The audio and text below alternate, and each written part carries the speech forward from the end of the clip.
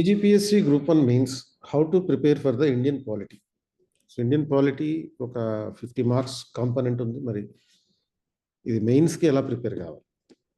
So ఈ syllabus చూస్తే 5 units ఉన్నాయి మొత్తం.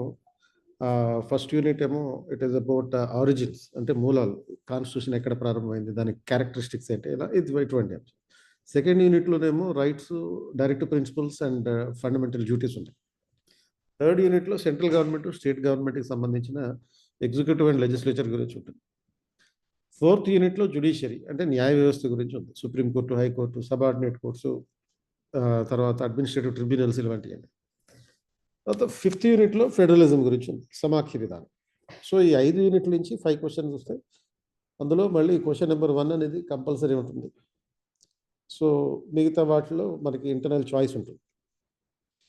సో ఈ నేపథ్యంలో మనం ఒక ఇండియన్ పాలిటీకి సంబంధించినటువంటి స్పెషల్ మాడ్యూల్ ఒకటి మొదలు పెడుతున్నాం. మొత్తం 30 సెషన్స్ ఉంటాయి. ప్రతి సెషన్ 90 మినిట్స్ ఉంటుంది. Daily 3 question and answers discuss చేస్తాను. అంటే ఈ 30 సెషన్స్లో ఇంటూ 3 క్వశ్చన్ అండ్ ఆన్సర్స్, అంటే 90 to 100 క్వశ్చన్స్కి మీకు ఆన్సర్స్ చెప్తాను. క్లాస్ రూము లెక్చర్ ఉంటుంది, ప్లస్ దాంతోపాటు నోట్స్ కూడా రాయిస్తాను. రెడీమేడ్గా నోట్స్ ఇవ్వడం కాదు, మీతోటి చేతితో రాయిస్తాను, డిక్టేట్ చేసి రాయిస్తాను, సో దట్ మీకు ఆన్సర్ రైటింగ్ అలవాటు పడాలి. సో మండే టు ఫ్రైడే క్లాసులు ఉంటాయి. సండే టెస్ట్ ఉంటుంది. ఆ వారంలో డిస్కస్ చేసినటువంటి అంశాల మీద English medium and Telugu medium కంబైన్డ్గా బైలింగ్వల్గా ఉంటుంది. సో పర్ఫెక్ట్గా ఒక 30 సెషన్స్లో మీకు 90 నుంచి 100 క్వశ్చన్లో ఈ 5 యూనిట్ల నుంచి ఇస్తాను.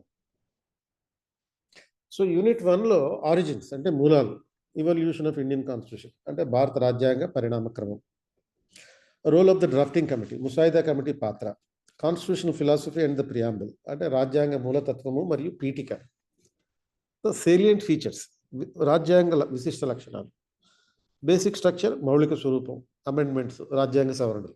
సో ప్రతి యూనిట్ నుంచి కంపల్సరీగా 2 క్వశ్చన్లు వస్తాయి. అంటే మనం సపోజ్ ఒక 5 టాపిక్స్, యూనిట్ 1 నుంచి 5 టాపిక్స్ పర్ఫెక్ట్గా ఉంటే కంపల్సరీగా ఒక 10 మార్క్స్ మన జేబులో ఉన్నట్టే. అంటే సపోజ్ ఈ ఇక్కడ ఉన్నటువంటి వాటిలో ఇవల్యూషన్ వదిలేసి second, third, fourth, fifth, sixth చదువుకున్నా కానీ మనకి 2 క్వశ్చన్లు, ఈ 6 నుంచి 5 నుంచి ఒకటి ఖచ్చితంగా మనం ఆన్సర్ రాయగలుగుతాం. అంటే ఇలా వదలాలని కాదు, మినిమం గ్యారంటీ అయితే ఉంటుంది. తర్వాత యూనిట్ 2లో ప్రాథమిక హక్కులు, తర్వాత nature and scope of fundamental rights, expanding horizon of the fundamental rights, విస్తరిస్తున్నటువంటి ప్రాథమిక హక్కుల పరిధి, enforceability and against the state, అంటే రాజ్యానికి విరుద్ధంగా ప్రాథమిక హక్కులు ఎలా అమలవుతాయి. తర్వాత welfare state and distributive justice, అంటే భారత రాజ్యాంగంలో సంక్షేమ రాజ్యం గురించి, పంపిణీ న్యాయం గురించి ఏముంది. దాని directive principles of state policy, ఆదేశిక సూత్రాలు, రూల్ ఆఫ్ లా, సమన్యాయ పాలన అండ్ ఫండమెంటల్ డ్యూటీస్, ప్రాథమిక విధులు. యూనిట్ 3కి వచ్చేటప్పటికి పార్లమెంటరీ గవర్నమెంట్ గురించి ఉంది. సెంట్రల్ గవర్నమెంట్లో president, prime minister, council of ministers, అలాగే ఎగ్జిక్యూటివ్ కాకుండా లెజిస్లేచర్ గురించి కూడా ఉంది, పార్లమెంటు, దాని అధికారాలు, విధులు. స్టేట్ గవర్నమెంట్లో governor, chief minister and council of ministers. అలాగే స్టేట్ లెజిస్లేచర్స్లో శాసనసభ, అంటే దానికి సంబంధించిన స్టేట్ లెజిస్లేచర్కి సంబంధించిన అధికారాలు, విధులు, సభా హక్కులు, అంటే ప్రివిలేజెస్ అని అంట. యూనిట్ 4కి వస్తే జ్యుడిషియరీ. ఈ జ్యుడిషియరీకి సంబంధించి సుప్రీంకోర్టు, హైకోర్టు, తర్వాత అడ్మినిస్ట్రేటివ్ ట్రిబ్యునల్స్, దాని సబార్డినేట్ జ్యుడిషియరీ, ఆధీన న్యాయస్థానాలు, జ్యుడిషియల్ రివ్యూ, న్యాయ సమీక్ష, జ్యుడిషియల్ యాక్టివిజం, న్యాయశాఖ క్రియాశీలత, ఇండిపెండెంట్ జ్యుడిషియరీ, స్వతంత్ర న్యాయ వ్యవస్థ, జ్యుడిషియల్ అకౌంటబిలిటీ, న్యాయశాఖ జవాబుదారీ.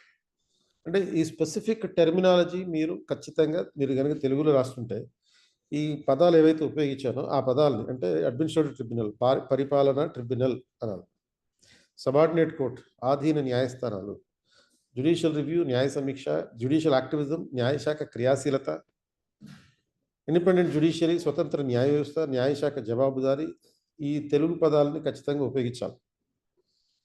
తర్వాత యూనిట్ 5లో central state relations, issues and challenges pertaining to the federal structure, అంటే కేంద్ర రాష్ట్ర సంబంధాలు, సమాఖ్య నిర్మాణ సమస్యలు, సవాళ్ళు.